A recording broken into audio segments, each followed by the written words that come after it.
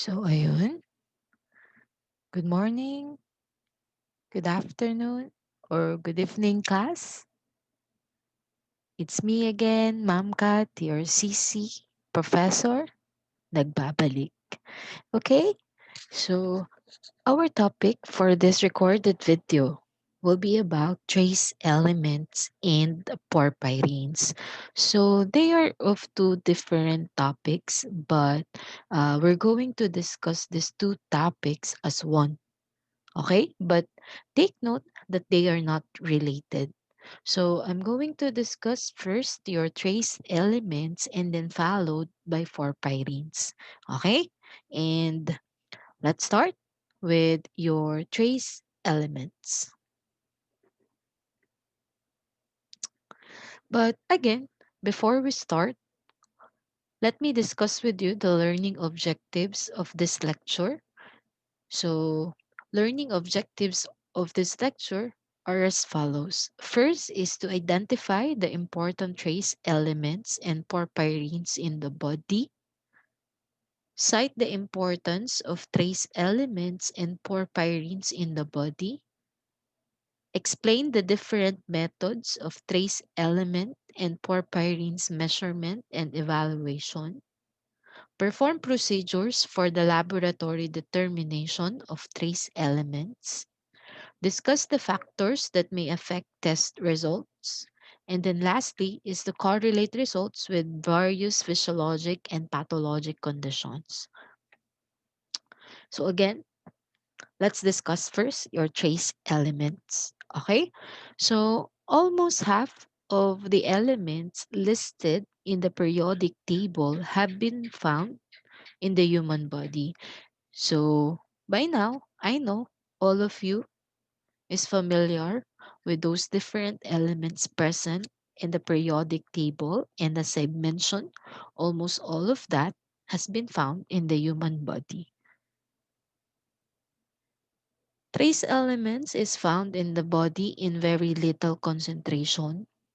They are present in the body in just minute amount, and this trace elements is known to constitute less than 0.01% of the total body weight, because our TBW is composed of 96% of course of water, 3.98% electrolytes and all, and the rest, and the remaining of that 100%, is made up of your trace elements.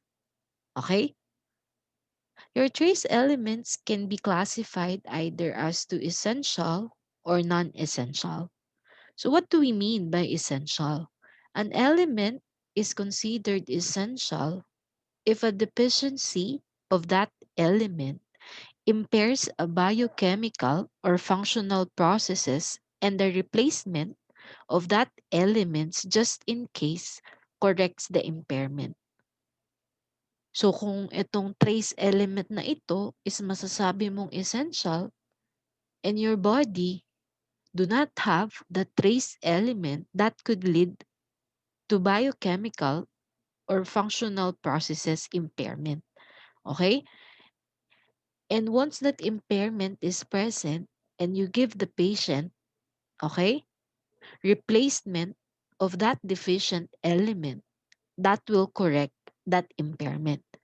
And that is therefore we can consider that a trace element or an element is actually essential. Okay? Also, another definition of an essential element is that it cannot be synthesized by the body in large amount. So in short, the body can synthesize that, but hindi siya ganun kadami para mag-play or magampanan niya yung function or role niya in the body. Okay? It can be synthesized by the body but not sufficient, so it need to be present in the diet so that it can perform its function or purpose in the body. Okay? And often that these essential trace elements are associated with either enzyme, thus we call them metalloenzymes, or protein, thus we call them metalloproteins. Okay? And as I mentioned, deficiency of that essential element, if we considered an element as essential, may lead to organ malfunction, okay? And therefore result to impairment of biochemical or functional processes. But if you're going to ask me, Ma'am, bakit po nagkakaroon ng deficiency? Okay? Of that essential element. Deficiency can be due to decreased intake, increased secretion or excretion of that element, impaired absorption, or some genetic abnormalities. Okay? Those are all example of condition that could result to deficiency of one or several trace elements present in the body. Okay? Another classification of your trace element is that it can be classified as to non-essential. What's the difference of the essential versus the non-essential? So, I've already discussed with you what is or how can we classify an element to be essential. Okay? Those that are not considered as essential is classified, of course, as non-essential. Okay? And non-essential trace elements are now of medical interest because of its toxicity.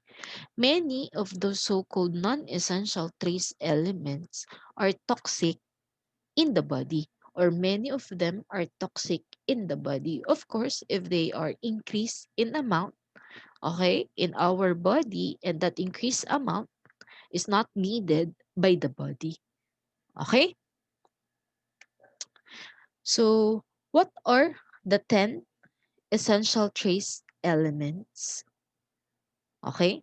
But before we discuss these 10 essential trace elements, I mentioned about toxicity. So, toxicity is whenever there's an excess concentration of that specific trace element that may lead later on to intoxication. Okay. So, going back with the 10 essential trace elements, and mostly they are metals, includes your copper, chromium, cobalt, iron, manganese, molybdenum, zinc, selenium, iodine, and fluorine. We all know that iodine and fluorine are halogens. Okay? By the way, molybdenum is letter E. So, paki-change yan. That's D-E as in egg, not I.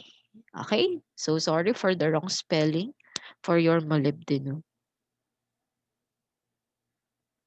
So these 10 essential trace elements, since we've discussed already, how can we classify an element to be essential is, of course, the characteristic of these essential elements. Okay?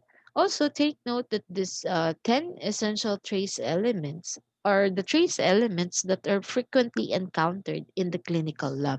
But based on abundancy or those with the highest amount in the body, so we have iron. And iron is considered as the most abundant trace element present in the body, followed by zinc, and then followed by copper. Okay? So the most abundant is iron, second is zinc, and then third is copper, and then the rest will follow. Okay? So another important thing with the trace elements is, of course, its biological functions. So they are important in the body. Thus, we call them as essential. Okay? So what are the functions of this trace element? So these are general. It's not specific when it comes to function. By the way, or later, we'll discuss each of these trace elements so you'll know kung ano ba talagang function nila. But this biological function listed with this specific slide is actually a general, okay, of all the trace elements we have in the body. Okay? So one function is that trace elements are important for electron transport. So there are trace elements listed with those 10 essential trace elements that we're going to discuss, or not limited to those, that plays an important role with the electron transport in the body. Okay? Next is that they are important for respiration, specifically your iron. Your iron is needed for heme formation, and we all know heme is incorporated in your hemoglobin so as to carry oxygen. Okay?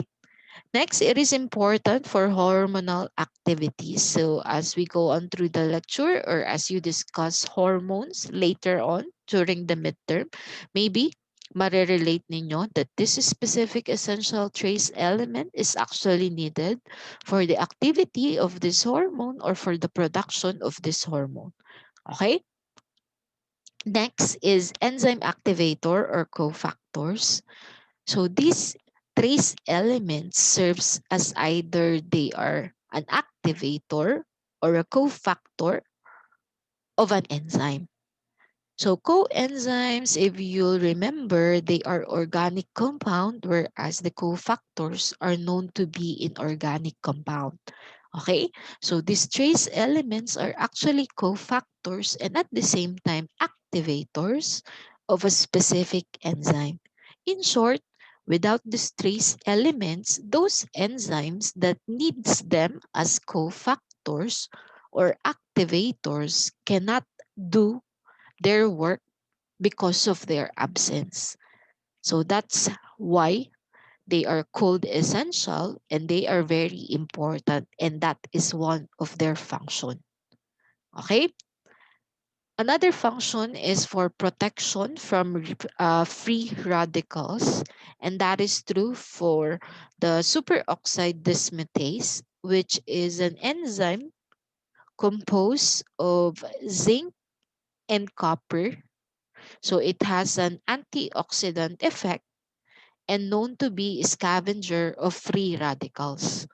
So whenever free radical is present in the body, so for example, ayan. So for example, we have here a free radical and mostly it is composed of two molecule. Oops, wait. Ay, again, so for example, we have here a free radical which is presented by this one. So this free radical will be acted upon by this enzyme known as superoxide dismutase. Okay? Producing now oxygen and water molecule. So that's not water molecule but rather hydrogen peroxide. Water and hydrogen peroxide. Oxygen and hydrogen peroxide. So the hydrogen peroxide produced will be acted upon by your catalase or peroxidase, wherein it will be converted into water plus oxygen. So we all know that your oxygen molecules and water are not toxic by the body, unlike the free radicals that could result to any condition or to some condition, okay, in the body. So next is your selenium, which is again another trace element that is important for the protection of the human body from free radicals because your selenium is a known component of glutathione and it regenerates vitamin D and vitamin C that will also of course important from this free radical protection. Okay? Another important function is tissue repair, and that is true for your zinc because zinc is a component of the so-called zinc sulfate, which is an active agent of wound healers. So another important function of your trace element is that it facilitates wound healing, specifically your zinc. Okay? Next is that they are important for the body's immune system. And lastly, for growth and reproductive processes. Okay, so those are the important functions of your trace elements. So let's now proceed on discussing the most abundant trace element in the body, and that is your iron. Okay, so as I mentioned, this is the most abundant trace element in the body, and iron is present in the body in two forms or two states. We have the ferric, okay, presented as ganyan or ganon. Okay, and we have also the ferrous state of your iron. Two lang instead of three, unlike the ferric. Ayan. Okay? So again, we have the ferric and the ferrous state of iron, which are the state of iron present in the body. So iron is a known constituent of hemoglobin and myoglobin. We all know that because it is the iron that carries oxygen because it is incorporated or it is needed for heme formation. This serves as cofactor with different enzymes such as your cytochrome oxidase, xanthine oxidase, peroxidase, and your catalase. It is being absorbed in the duodenum and jejunum, and they are being transported with the transport protein, which is your transferrin and your albumin. Another important thing about iron is that they are stored as ferritin or hemosiderin. And take note that accumulation of free iron in the plasma is toxic. That's why whenever there's an excess iron level in the body, that should be stored as either ferritin or hemosiderin, but still it depends. Okay? So another important function of your iron is that it serves as agent in redox reaction and of course, electron transport. Okay? Bukod doon sa it plays an important role as a constituent of hemoglobin and myoglobin because it is present or it is needed for heme synthesis. Therefore, it is important as carrier of oxygen. Another thing is that this serves as agent in redox reaction and at the same time electron transport. Okay? And speaking of the absorption of iron in the duodenum and jejunum, how is iron being absorbed in the body? And how this iron is being stored as ferritin or hemosiderin in the body? Okay? Okay, so iron in the diet, take note, is of course in ferric form. Okay, it is in ferric form. So to be absorbed by the small intestine, they should be in the ferrous form. So when we eat something that is rich in iron, what we get there is actually the ferric form of the iron. Once in the body, para maging functional siya or ma-absorb siya in the small intestine, specifically in the duodenum and the jejunum, they should be in the ferrous form. So paano nangyayari yun? Iron in the diet will go through the acidic pH of the stomach, which contains HCl and organic acids present there. Together also with the so-called vitamin C and the enzyme ferric reductases, wherein that ferric form of iron will now be converted to become ferrous. Okay? So once it is in ferrous form because of those vitamin C, the HCl, the ferric reductase, it will now be absorbable in the duodenum and the jejunum. Once it's in the duodenum and the jejunum and it's being absorbed there, it will now complex with the so-called transport protein, which is actually your transferrin and albumin. Okay?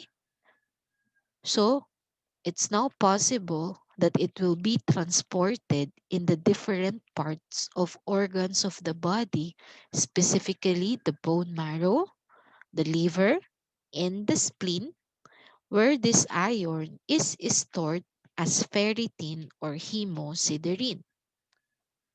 Okay? Again, class. Iron in the diet is in ferric form. So to be absorbed in the duodenum and the jejunum, it should be converted into ferrous form. And that is possible by means of the acidic pH, specifically your HCl, the vitamin C present, and other organic acids, and your ferric reductase, which is responsible for the conversion.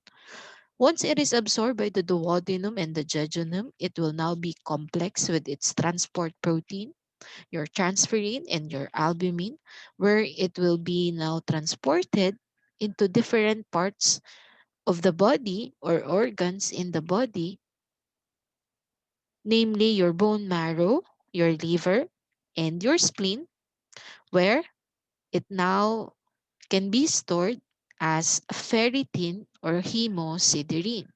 Of course, whenever we have a stored something of this analyte or this substance, specifically of this iron, whenever the body needs that substance or analyte, the storage form will now be converted, okay, to become that specific substance or substrate whenever it is needed by the body.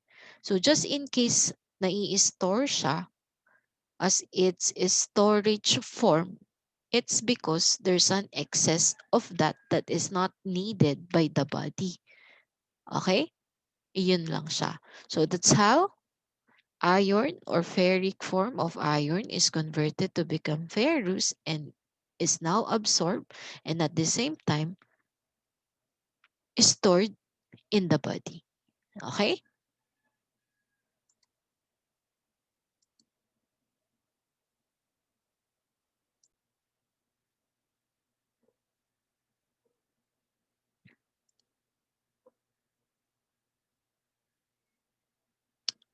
And speaking of your ferritin and hemosiderin, which is the storage form of iron, so this is a molecule of your ferritin. So take note that ferritin is composed of 4,500 atoms of iron so as to come up with one molecule of your ferritin. So take note that ferritin is formed when iron, okay, combined with the so-called apoferritin. And speaking of apoferritin, what are the sources of your apoferritin? Apoferritin sources are actually produced by those organs that serves as a storage site of your iron, and that includes the bone marrow, the spleen, the liver, or to be specific, inside hepatocytes of the liver cells, and macrophages are also source of apoferritin. Okay?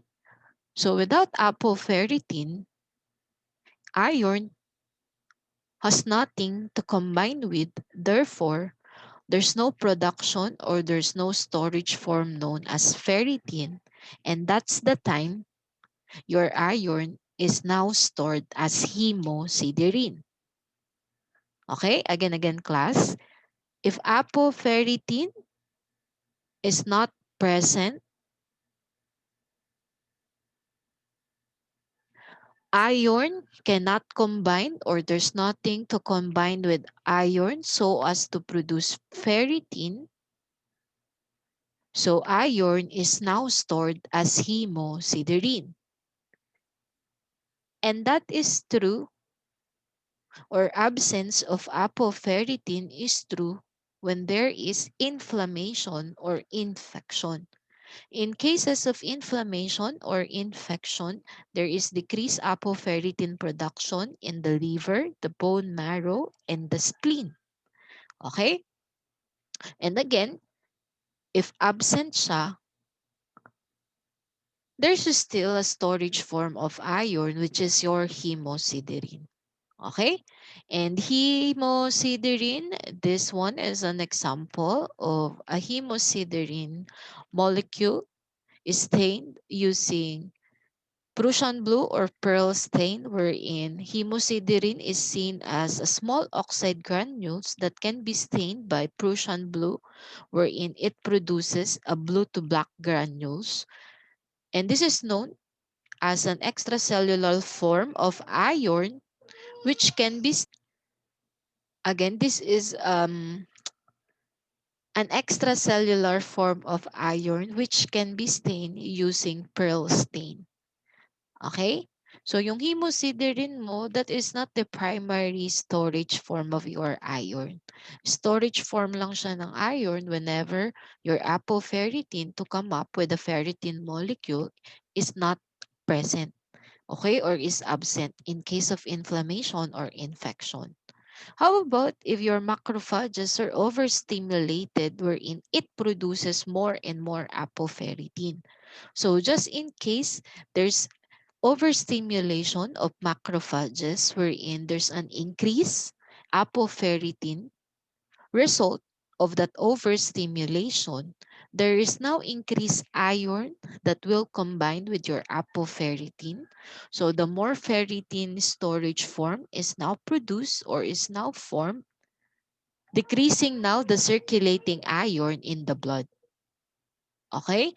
So macrophage stimulation, increasing um, apoferritin production, therefore resulting to increased ferritin formation, decreasing now iron level in the blood. So that is one cause wherein we can have a decreased level of iron in the body. Okay? So this one is just a hemoglobin molecule showing you that there's iron present inside the molecule because as I mentioned, one important function of your iron is for oxygen transport. Okay? Of course, inside the hemoglobin. Okay? So next is the discussion or the explanation or the causes of an iron overload or iron deficiency in the body. So when you say iron overload, there's an excess iron in the plasma. Whenever there is iron deficiency, there's of course decreased iron present in the plasma. So these are the causes, and then later on we'll also discuss, or as we discuss these causes, we're also going to discuss the result of that, why it results to iron overload or excess iron or iron deficiency or decreased iron in the body.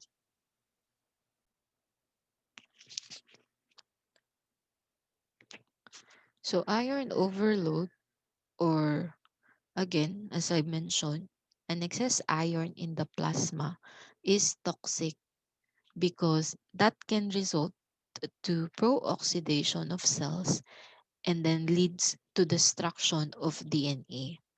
Take note that iron is not like any other substance or analyte in the body where it is being excreted in urine or stool. Ibahin nyo si iron because iron cannot be excreted in urine or stool. And they are only excreted during menstruation wherein there is a sloughing off of the so-called epithelium. So that's only true for girls. How about for boys? How they can excrete that? Okay? So you just have to take note of that that it is not being excreted in the urine and the stool, and an iron overload is actually toxic in the body.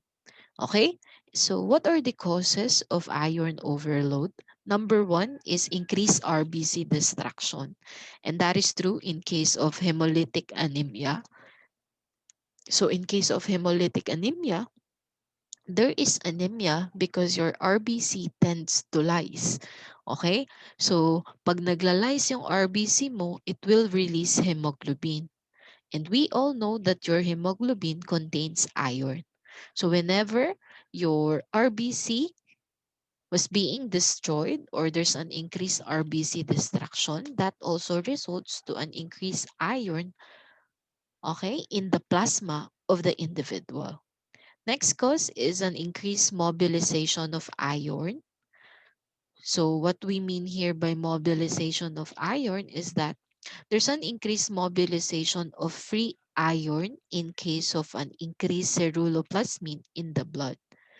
Ceruloplasmin, take note, is also a protein responsible for the transport of copper, which is another essential trace element in the body. Okay? So this ceruloplasmin is known to facilitate iron mobilization from peritin, and an increased ceruloplasmin is present in case of hepatic cirrhosis. So just in case your patient or the individual is suffering from hepatic cirrhosis, you have to expect that there's also an increased ceruloplasmin. And again, an increased ceruloplasmin would mean increased mobilization of iron. Therefore, that could result to iron overload. Okay? Next is decreased blood cell formation, which is then another cause of having an excess iron in the plasma. And that is true when iron cannot be incorporated to form heme or protoporphyrin ring. And that is true in case of lead poisoning, thalassemia, and vitamin B16 deficiency. Okay? So in case of those condition wherein there's um, reduction or there's failure of iron to be incorporated to form heme or protoporphyrin, your iron could result to an excess level in the plasma. Okay? In the plasma.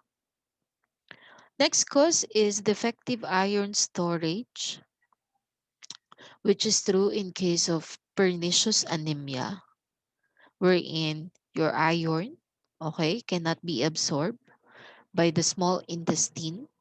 So that cannot be stored now as either ferritin or hemosiderin. Another cause of iron overload is that there's an increased rate of absorption, and that is true in case of hemosiderosis and in case of repeated blood transfusion. So, syempre, pagka transfuse ng blood sa iyo, ang dami ring naloload na RBC within you. And take note, as I mentioned, RBC contains hemoglobin and hemoglobin contains iron. Okay? So iron overload is collectively referred to as hereditary hemochromatosis, wherein there's accumulation of iron in important organs in the body such as your endocrine glands, okay, liver, and heart, though not limited to those that can result to malfunctioning of those said organs. Okay? Next is your iron deficiency.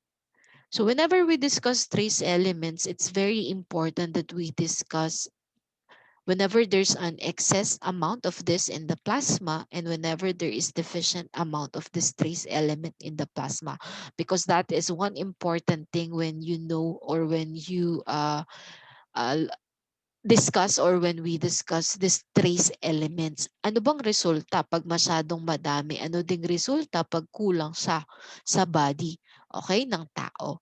So, going back, what are the causes of iron deficiency? Number one is generalized iron deficiency such as in iron deficiency anemia, chronic loss in case of hemorrhagia, and of course, lastly is impaired release of iron from the reticuloendothelial system.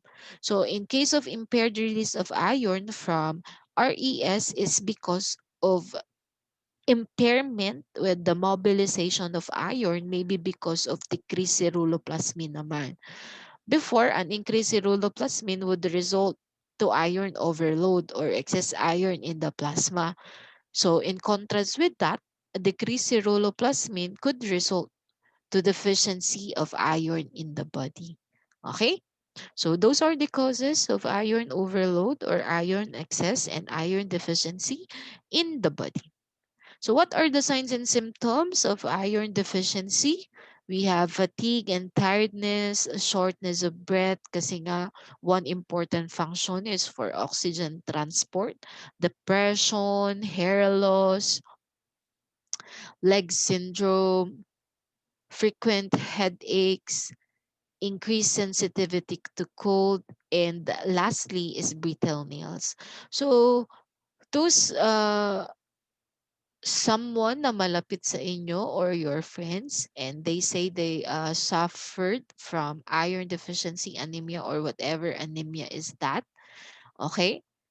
Kung titignan ninyo or kung i-observe ninyo, common sa kanila yung signs and symptoms na iyan. Okay? So, those are the signs and symptoms of having an iron deficiency. So let's now proceed on discussing laboratory evaluation of iron. So how do we measure iron in the laboratory? So there are series of tests or there are many methods on how we can determine or how can we measure iron level in the blood. Okay? First is your serum iron. In measuring your serum iron, you are measuring, of course, the free iron, okay, in the blood. So what you need here as your sample is a non-hemolyzed serum because a hemolyzed one could result to a false increased result. There should be early morning collection of the sample wherein patient should undergo a 12 hours fasting. Okay? And that is because of the so-called diurnal variation with the iron level in the blood. Because take note, theoretically, iron is expected to be increased in the morning and decrease in the afternoon. So patients should undergo a 12 hours fasting and you have to collect your sample in an early morning sample, of course. Okay, so again, this laboratory method measures free iron, those that are bound with transferrin and albumin and not being bound with apoferritin or whatsoever we're in, that is the storage form of your iron. So you have to measure the free iron. So normal value for males is 65 to 175 microgram per DL, which is also equivalent to 11.6 to 31.7 micromole per liter.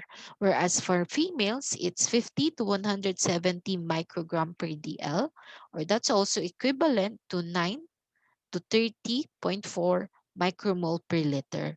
So how do we perform measuring of the so-called free iron or the serum iron?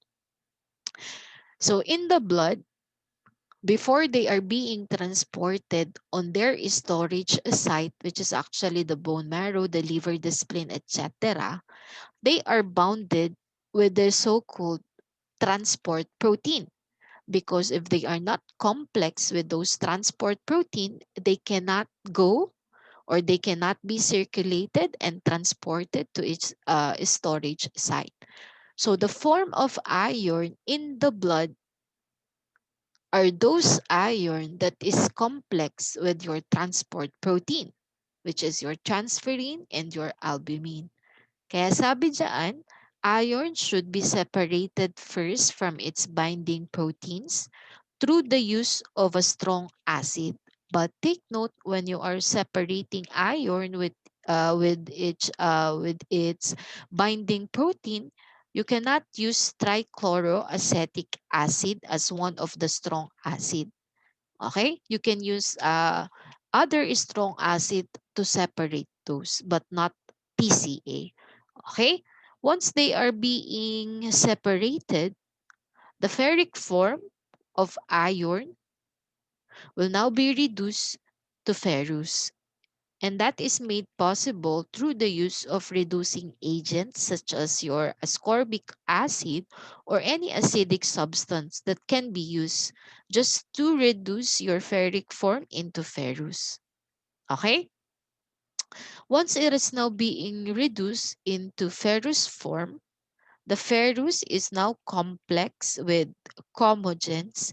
And what are the chromogens that we can use for measurement? So we have your ferrine, therosite, your 2,4,6 tripyridyl S-triazine, and your sulfolaphenanthroline, okay? Or the so-called SBP, okay? It's not la pala. Sulfobatopenanthrenine, kaya troline rather. Kaya siya tinawag na SBP.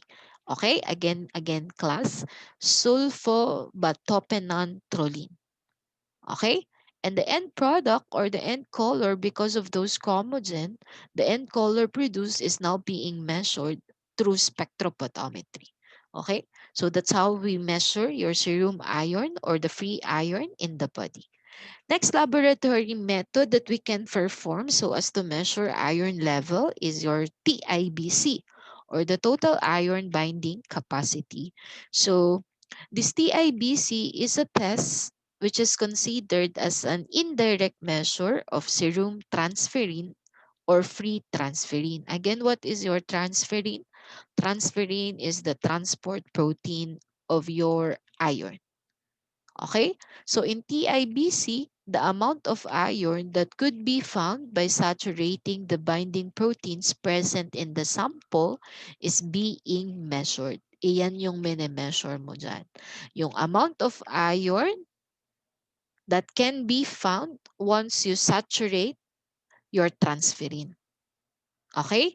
So this method differentiates IDA from anemia of chronic disease. Not only the two, because there are also other types of anemia that could result to either increase or decrease of this TIBC. But of course, the most commonly encountered in the laboratory is your IDA and your ACT. So normal value is 240 to 450 microgram per DL, or that's also equivalent to 43.0 to 80.6 micromole per liter. So since it differentiates IDA from ACD, what's the result of TIBC with IDA? And what's also the result of ACD when it comes to TIBC? So IDA has increased TIBC result, whereas ACD has a decreased result with your TIBC. Okay? By the way, just to give you an idea, anemia of chronic disease results to a decreased iron in the circulation, because in case of chronic disease, there's overstimulation of macrophage. Okay, and as I mentioned, whenever there is increase or overstimulation of macrophage, that result to a decreased iron level in the blood. Okay, kasi nga na-overstimulate siya to produce apoferritin. So yung iron mo magbabind with the apoferritin, increasing now formation of your ferritin. Okay, next is your percent saturation. So percent saturation is also known as transferrin saturation. So this method measure the percent transferrin bound with iron. Again, transferrin is the transport protein of your iron bukod sa albumin. So the normal value is 20 to 55%. And how do we compute for this percent saturation? Since it is in percentage, percent saturation is equals to serum iron over the TIBC times 100. So before we can get the percent saturation, we have first to get the result of your TIBC and your serum iron or the free iron level in the blood. Okay? Since your TIBC differentiates ACD and IDA, this percent saturation is also used to differentiate the two. So what will you expect is that your IDA, since there's an increased TIBC result, with the percent saturation naman it produces a decreased percent saturation. Whereas in ACD, since there's an increase or rather there's a decreased TIBC result, that results to an increased percent saturation. Okay? Next is your serum transferrin. So serum transferrin is a direct measurement of transferrin. Kung yung TIBC mo is an indirect measure, this time serum transferrin is a direct measure of transferrin. And this is being measured in the laboratory by using nephelometry assay. So this is an index of iron nutritional status wherein again we are to measure the free transferrin, the transferrin not being bounded or not being complexed with your iron. Okay? Normal value is 200 to 400 mg per dl, whereas for the computation, you have to compute for the serum transferrin by multiplying your TIBC to 0.70 to get the mg per dl of your transferrin. Okay? So kunwari ang request is TIBC and serum transferrin, you can perform serum transferrin measurement by using nephelometry assay. But at the same time, with the result of your TIBC, you can also compute for the result of your serum transferrin again by just multiplying that with 0.70 to get the mg per dl result. Okay, of your free transferrin or the serum transferrin. So this method or this assay also differentiates IDA from ACD. So in case of serum transferrin, IDA also results to an increased result of serum transferrin. And in contrast with that, ACD results to a decreased serum transferrin. Okay? Another assay that we can perform in the laboratory so as to evaluate iron level is your serum ferritin. So again, your ferritin is the storage form of your iron. Iron bounded or complex with apoferritin results to ferritin. So this is being measured in the laboratory by using ELISA or chemiluminescence assay. And this serum ferritin is an index of iron storage or iron stores. So in case of serum ferritin, this also differentiates IDA from ACD, wherein IDA results to a decreased serum ferritin, whereas ACD results to an increased serum ferritin. Okay? So your ACD result when it comes to serum transferrin and serum ferritin is also the same result that we get in case of iron overload and the so-called hereditary hemochromatosis. Okay? So in case of iron overload and hereditary hemochromatosis, your serum transferrin and your serum ferritin is decreased and increased respectively. Okay? So those are the different laboratory methods or laboratory assays that we can perform in the laboratory so as to assess or to measure iron levels in the blood. Okay?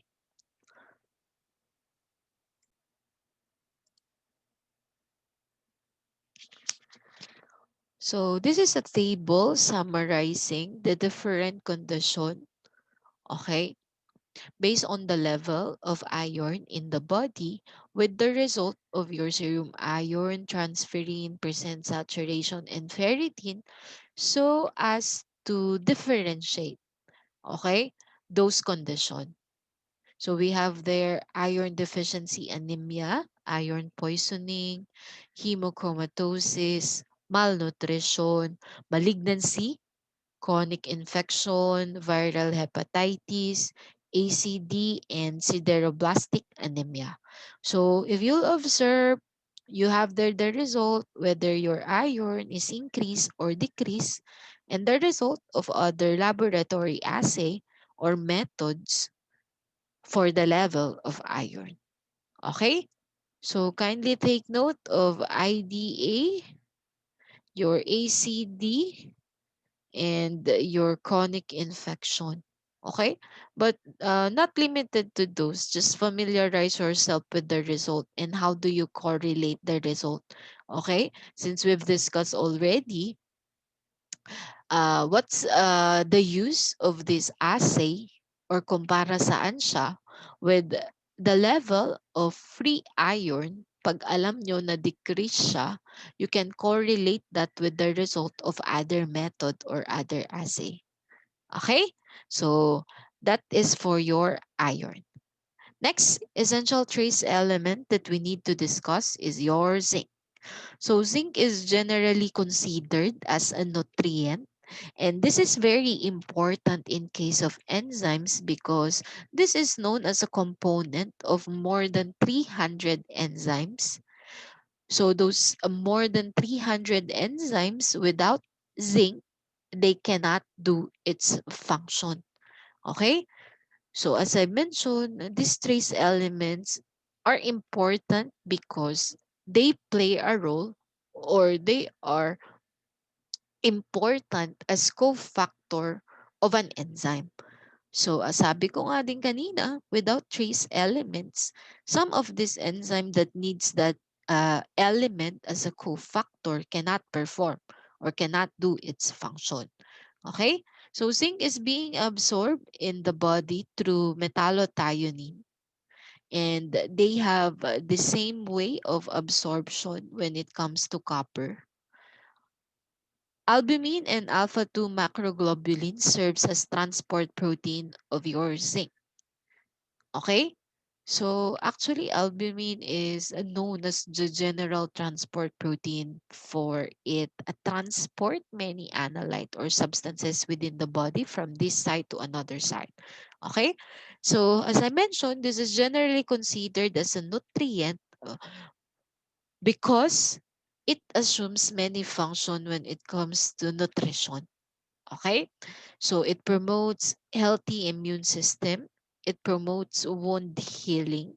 It promotes ovulation and sperm development. Di ba nga sabi natin, your sperm is very rich in zinc. Kaya nga sabi, your sperm could be a vitamin. Okay? Kasi nga, it is composed of zinc because your zinc is very important for sperm development. Okay? DNA synthesis and growth development. That is then again another important function of your zinc. This is also needed for metabolism of protein, glucose, and cholesterol. So, as mentioned earlier, this is the second most abundant element in the body next to iron. However, zinc level is inversely proportional with the level of copper in the body. In short, the higher the zinc present in the body, the lower the circulating copper in the body. Okay? But again, zinc and copper is being absorbed in the body in the same way it's through the metallothionein.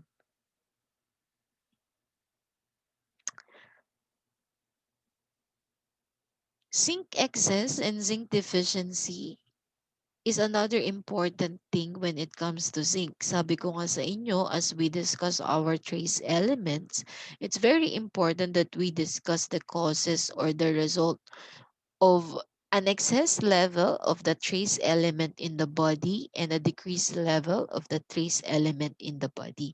Okay? So zinc is present or being used in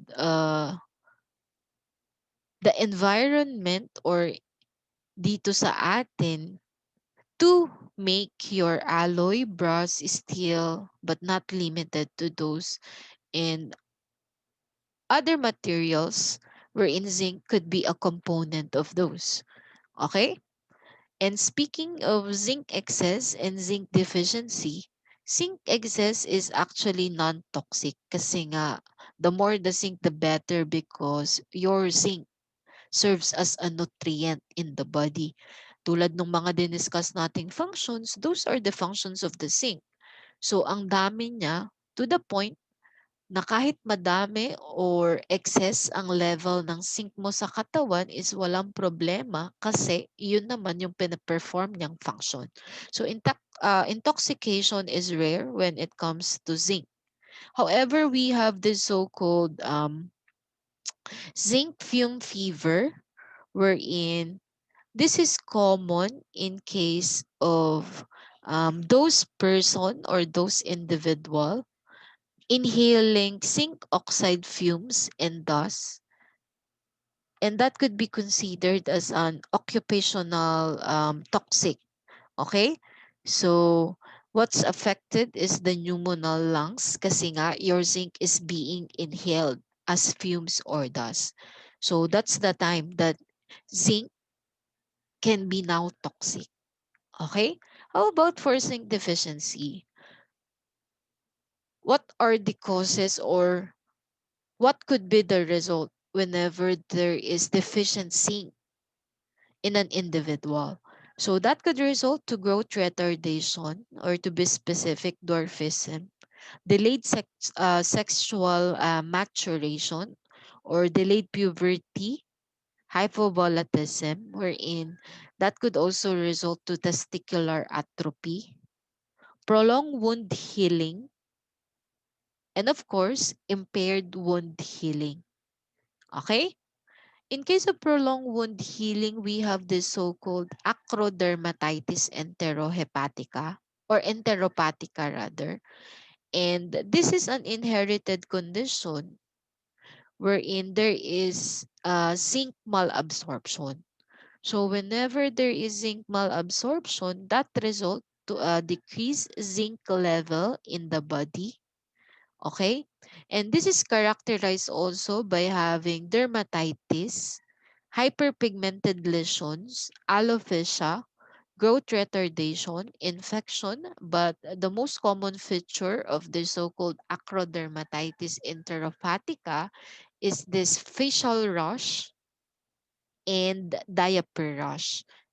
Of course, this is common in case of infants, okay? Wherein there is very evident facial rash and diaper rash on those babies, okay? And that is for your zinc. Let's now proceed with the third most abundant trace element, and that is your copper.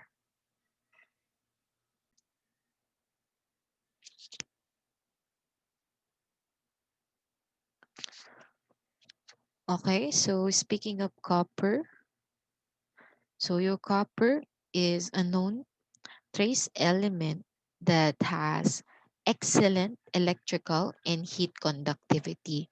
And in the body, your copper assumes four different states. So we have your copper or the Cu plus 1, Cu plus 2, and the Cu plus 3. And with all those four oxidation state of copper, Cu plus 2 is the most stable. Okay? And copper cells. And your copper, by the way, is very important cofactor of several metalloenzymes and proteins. And metalloenzymes listed in this slide are actually the list of enzymes that needs your copper as its coenzyme. So we have your ceruloplasmin, cytochrome C oxidase, superoxide dismutase, tyrosinase, lysyl oxidase, dopamine hydroxylase, clotting factor 5, metallothionein, and the so-called unknown enzyme cross-linking keratin in hair. So those listed enzymes needs copper as its cofactor to perform its function in the body. So your copper is also critical for reduction of iron in heme synthesis. So it's also needed as a cofactor of the so-called protein for heme synthesis.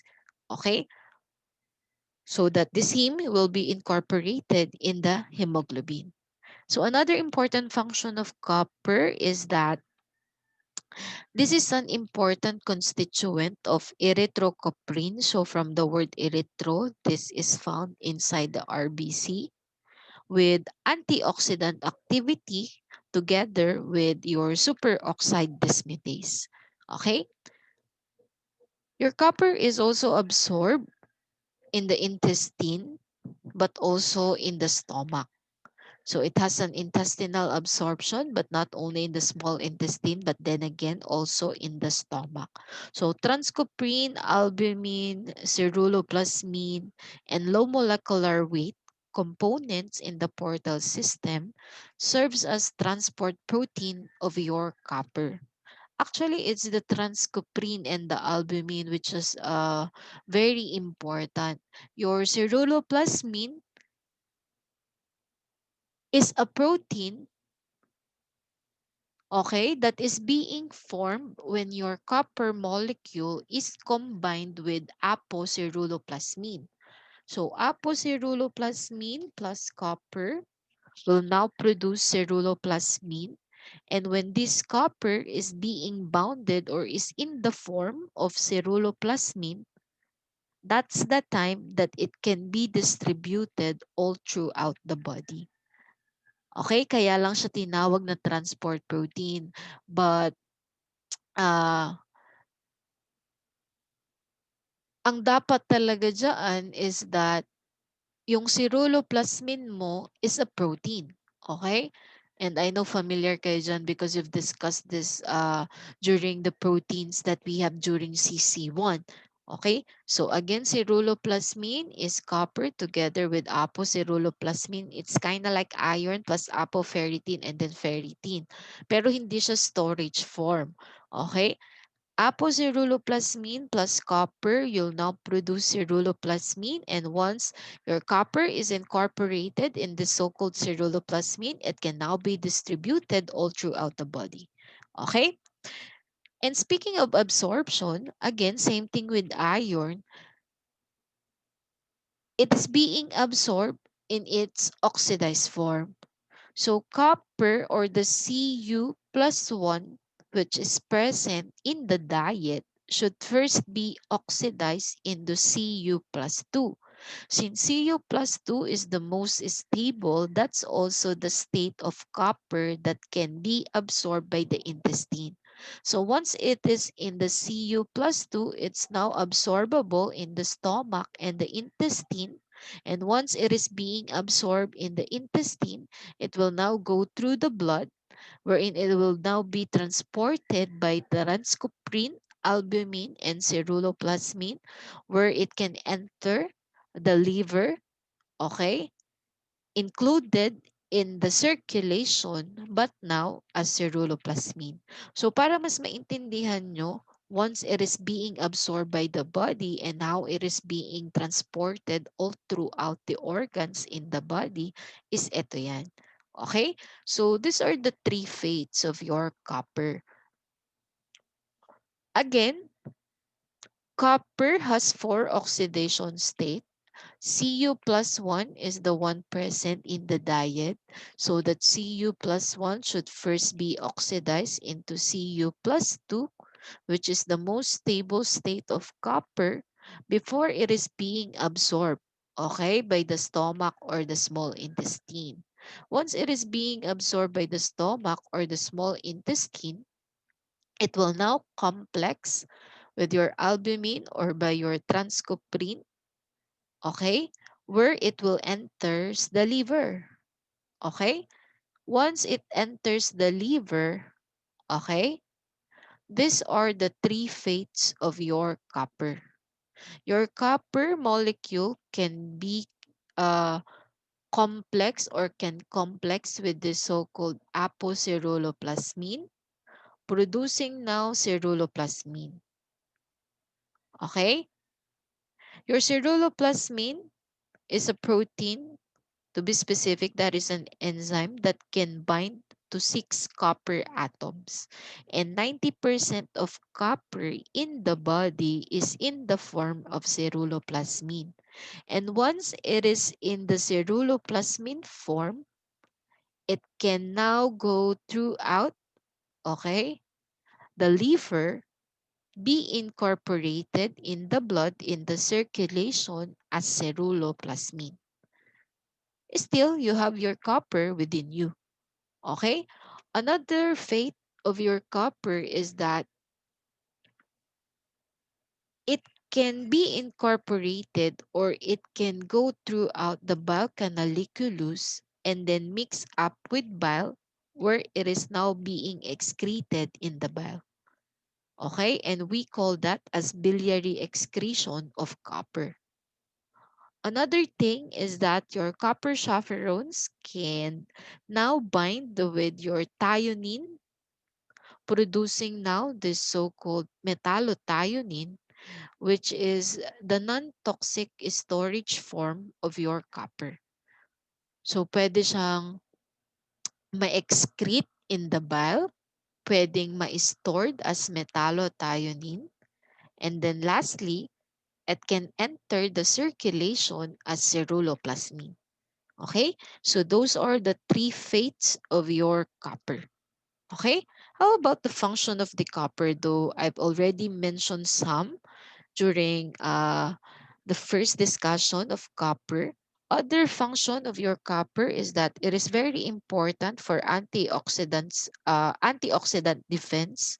Okay, kasi nga it's a cofactor of your superoxide dismutase metalloenzyme.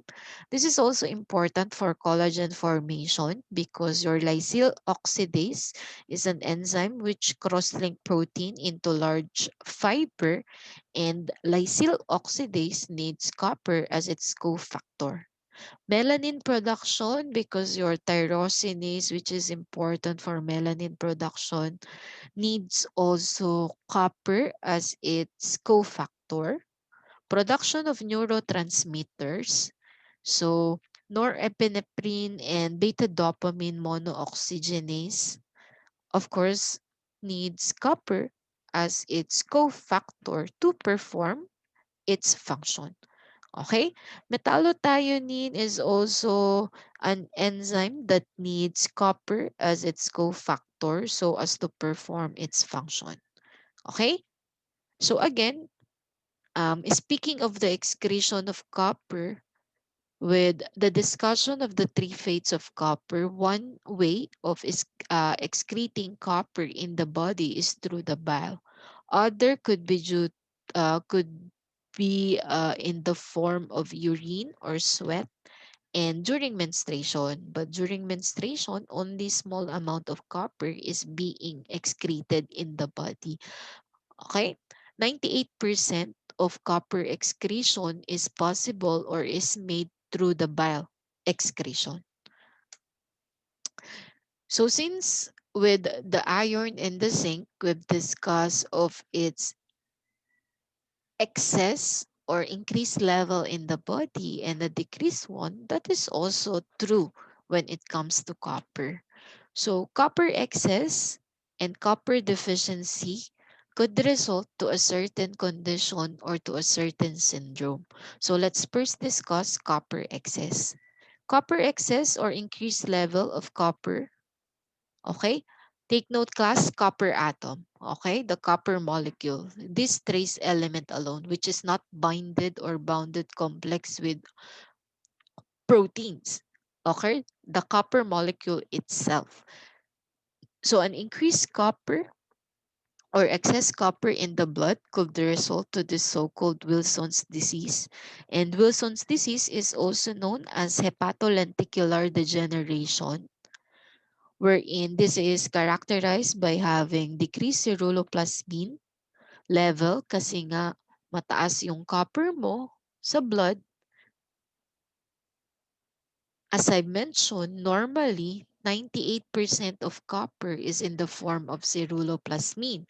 But since it's the copper atom that is increased, so there's decreased ceruloplasmin in the blood. Okay? Increased urinary excretion of copper. That is one way how the body excretes copper whenever it's excess or with an increased level. And the so-called Kaiser-Fleischer ring. So Kaiser-Fleischer ring is the presence of a brown-like ring in the cornea of the eye, and that is not a ring but rather brown pigments, okay, deposited in the cornea of the eye because of the position of copper in the eye, kasi nga sobrang taas niya. Kaya nade-deposit siya in the cornea, producing the so-called Kaiser-Fleischer ring as one of the manifestation of Wilson's disease. Okay? Increased metallothionein is also one manifestation or sign and symptoms of your Wilson's disease. And as treatment, you can give D-penicillamine dimercaprol and ammonium tetramolybdate to individuals suffering from Wilson's disease, because those, okay, drugs promotes urinary excretion of copper, whereas ammonium tetramolybdate inhibits copper absorption in the stomach and the small intestine. So pag na-inhibit or na-excrete mo, mababawasan yung excess level of copper in the blood. Okay? How about for copper deficiency? When it comes to copper deficiency or decreased level of copper in the body or in the blood, that results to the so-called Menkes kinky hair syndrome. Okay? So this is a sex-linked defect, which is actually a connective tissue defects, wherein there is also defect in the copper transport. So in case of Menkes kinky hair syndrome, there is extreme form of copper deficiency, and this is being manifested by having kinky or steely hair, or the so-called peculiar hair, okay, mental retardation, and connective tissue defects. Kaya nga, di ba, sabi ko sa inyo, your Menkes kinky hair could also result to connective tissue defect. Okay? Increased zinc absorption is one way, okay, of producing also copper deficiency. Okay? That could also one cause of why we have decreased level of copper in the body, why it is being possible. Okay? In case of an increasing supplement, okay, increasing supplement results to decrease copper absorption. In short, presence of zinc in higher level in the body could result to a decreased copper absorption. And whenever there is decreased copper absorption, that results to a decreased copper level in the blood, resulting to the so-called copper deficiency. And because of that, your zinc can be used as treatment of Wilson's disease. Kasi in Wilson's disease naman, it's the other way around. Masyadong mataas yung copper level mo in the body. So, kailangan mabawasan siya by giving zinc to the patient. Kasi nga, your zinc results to decrease copper absorption. Okay? So, these are the signs and symptoms of your Wilson's disease. So, your Wilson's disease can affect your CNS, the liver, kidneys, heart, bones, your eyes, of course, and all. Okay? So, this is what we call as the Kaiser-Fleischer ring, wherein there is this brown pigment deposited in the cornea of the eye because of increased copper level in the body. Okay? So, it's not only the Kaiser-Fleischer ring that is very evident, pero iyan yung uh, pwedeng-pwede nating makita in case of those individuals suffering from Wilson's disease. But neurologic disorder, since it affect the CNS, liver dysfunction because it affects also the liver, and other symptoms such as affecting, okay, your bones, producing or resulting to arthritis or rickets and all, are signs and symptoms of your Wilson's disease because of increased copper or copper excess in the blood of an individual. How about the so-called Menkes kinky hair syndrome because of copper deficiency? So these are the signs and symptoms of your Menkes kinky hair. So that could result again to connective tissue defect. We can also have hypotonia or decreased muscle tone because the muscles are also affected. The so-called Menkes kinky hair or the kinky steely hair of an individual suffering from that syndrome, and other signs and symptoms that could also affect the kidneys, of course, the CNS, the bones, and all. Okay? Those are the signs and symptoms. So, to be specific, when it comes to Menkes disease or Menkes kinky hair syndrome, there could be hypothermia on an individual, mental deterioration kasi nga the CNS or the brain is also affected, coarse physis, disturbance of muscle tone resulting to this so-called hypotonia, and of course seizure is also one important sign and symptoms of this syndrome. Okay, that is because of a decreased copper level or copper deficiency in the body.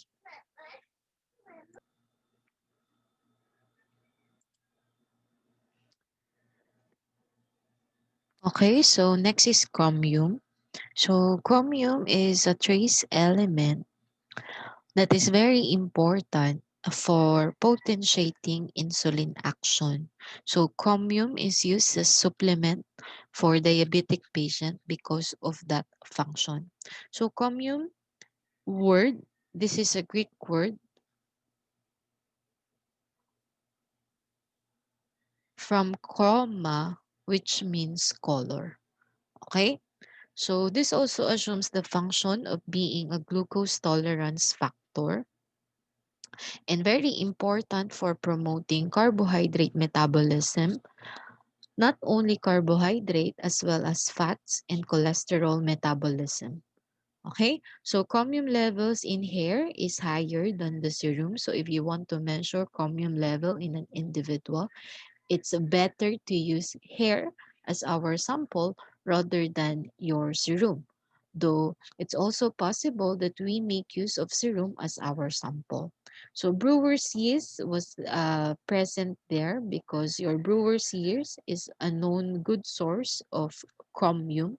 So brewer's yeast is known as the Saccharomyces cerevisiae. Okay, so that's for your chromium. Next is your fluorine. So we really know fluorine because of a paste presence of fluoride. So this is incorporated into bone crystals. This corrects calcium deficiency. So that is one important function of your fluorine. It enhances bone formation, thus preventing occurrence of osteoporosis. So if you'll observe, it has the same action as your calcium. Okay, so this replaces calcium in increased bone density. However, excess fluorine could result to discoloration of elements in teeth. Kaya nga, it's not advisable that we make use of toothpaste with higher fluoride levels. Okay, so this picture shows you the so-called um, discoloration of elements in teeth wherein that could be classified either as to very mild, okay? This one is mild, moderate, and this one is severe, okay?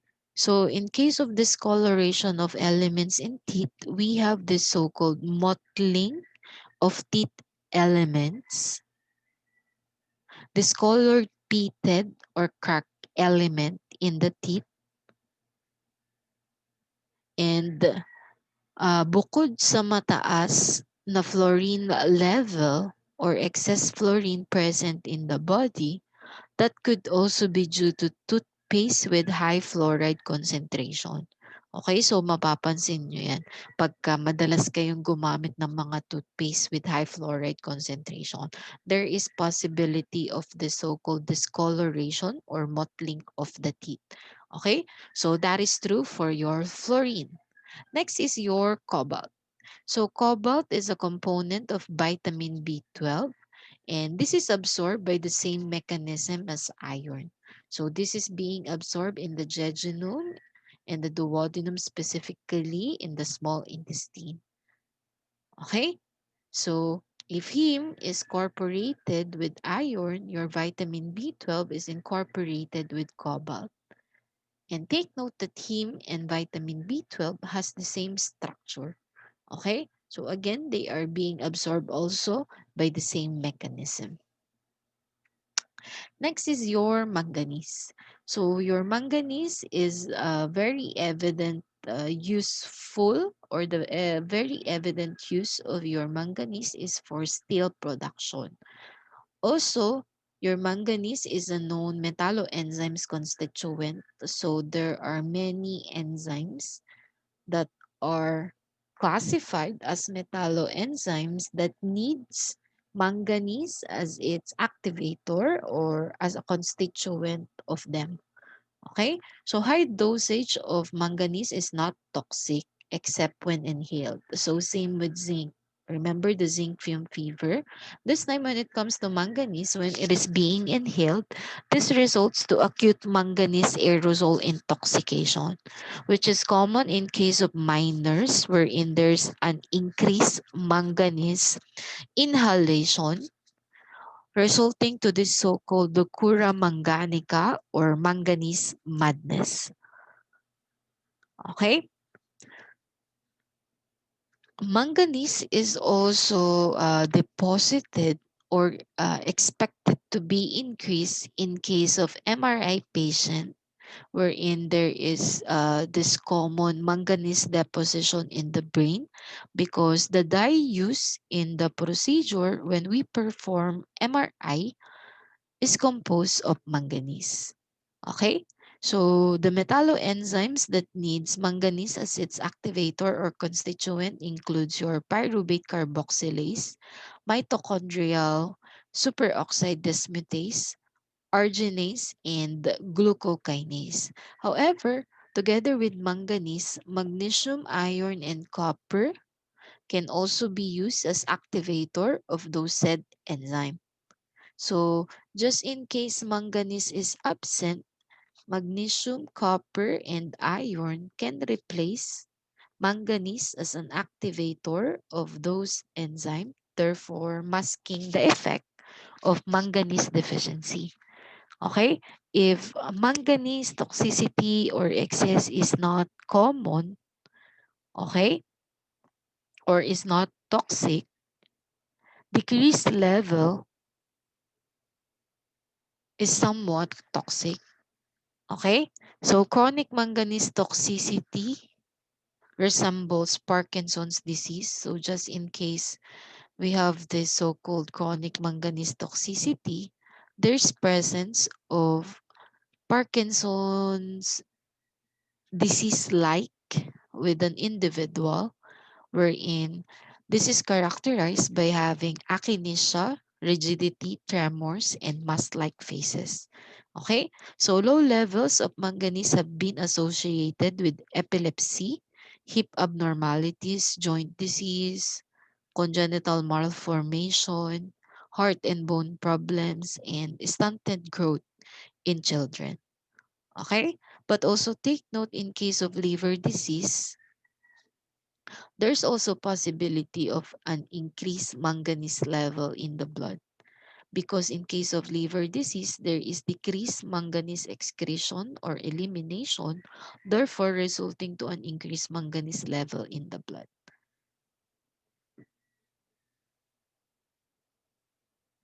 Next is your molybdenum. So molybdenum is a trace element that serves as basis of treatment of Wilson's disease. So if you'll remember, Wilson's disease is characterized by having excess copper in the blood.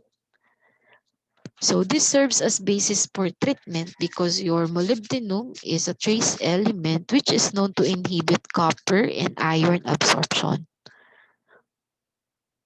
Molybdenum is also a trace element that is a very important component or an activator or a cofactor of the following enzymes, namely your xanthine oxidase, xanthine dehydrogenase, sulfite oxidase, and aldehyde oxidase. Okay? This molybdopterin is a cofactor. So the active site of this enzyme will bind with molybdenum.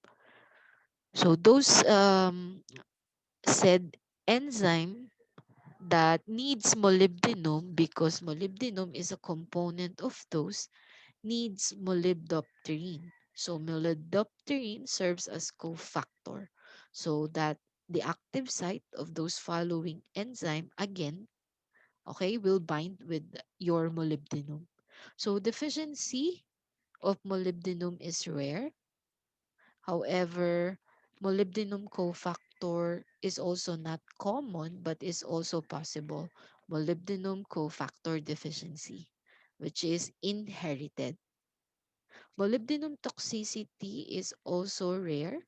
We have only few known cases of exposure to human. However, whenever exposure is possible, okay, that results to an increased level of uric acid in the blood, therefore resulting to gout. So, iyon lang yung kanyang toxicity. Hindi siya common, rare siya, pero possible. Same thing with the molybdenum cofactor deficiency. Okay? So, last for the trace element is your selenium. Okay? So, selenium is a trace element that is naturally present in the soil.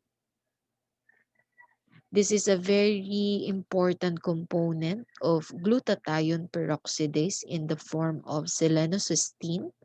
And we all know that glutathione peroxidase is an enzyme which play a part for cellular antioxidants defense mechanism against free radical. That is why generally your selenium is known to regenerate vitamin E and vitamin C, which is a most potent one or most potent vitamin to fight cancer cell formation. So before, this is once considered as a carcinogen, but as of now, this is known to fight cancer. So it is now anti-cancer now. Before, it is considered as carcinogen. Pero ngayon, they are part or this is very important component or cofactor of enzymes that play a major role in fighting free radicals so as to prevent cancer. Okay? And speaking of selenium excess or excess level, increased level of selenium and decrease or selenium deficiency, we have also certain condition that could result from there or that could be a cause of that. So selenium excess could result to acute oral exposure or whenever there is selenium excess that could result to acute oral exposure wherein GIT and cardiovascular symptoms is very evident. So GIT symptoms includes nausea, vomiting, and diarrhea, whereas cardiovascular symptom evident is tachycardia. Okay? How about for the chronic oral exposure? In case of chronic oral exposure, that could result to dermal effects and neurologic problems in an individual. For selenium deficiency could result to either Keshan's disease, which is also known as an endemic myocardiopathy, wherein there's destruction of cardiac cells. Another condition that could result from selenium deficiency is your Cashin-Beck disease. So this is also known as endemic osteoarthritis because there is chondronecrosis or necrosis of cartilage. Okay? And since I've mentioned or since we've said that your selenium is naturally present in the soil, a good source of selenium are root crops and vegetables. Okay? And another important function of your selenium is that this is involved in metabolism of thyroid hormones. But take note again, selenium excess and selenium deficiency could result okay, to certain condition or to certain diseases that can be present in an individual. Okay, so that ends our discussion for your trace elements. So let's now proceed with your porphyrines. Okay, so kindly take note of those trace elements that are normally or commonly measured in the laboratory because of its importance and because of uh, the result or the cause of its overload or excess and of its deficiency or decreased level in the blood. Okay?